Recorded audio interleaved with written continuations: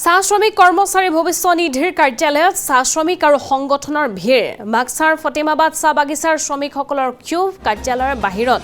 দৰমহা ৰেচন বোনাছৰ পাবলগীয়া ধন নোপোৱাৰ বাবে ক্ষোভ জাৰিছে শ্ৰমিকসকলে পৰিচালক ৰাজেশ কুমাৰ জালানে ধন মুকলাই নিদিয়াৰ অভিযোগ উত্থাপন হৈছে 2022 চনৰ পৰাই শ্ৰমিকসকলে পোৱা নাই প্ৰাপ্য ধন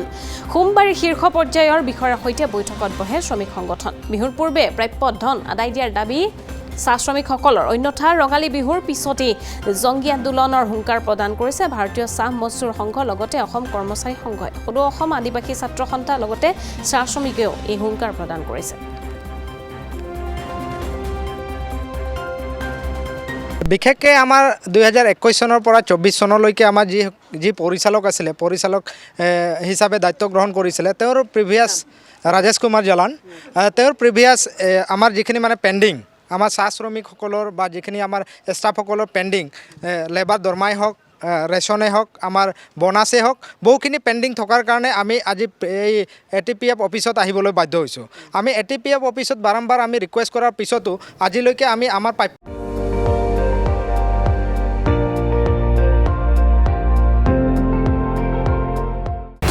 আপুনি চাই আছে ND24 সৰ্বশ্ৰেষ্ঠ নহয় সৰ্বোত্তমৰ দৌৰত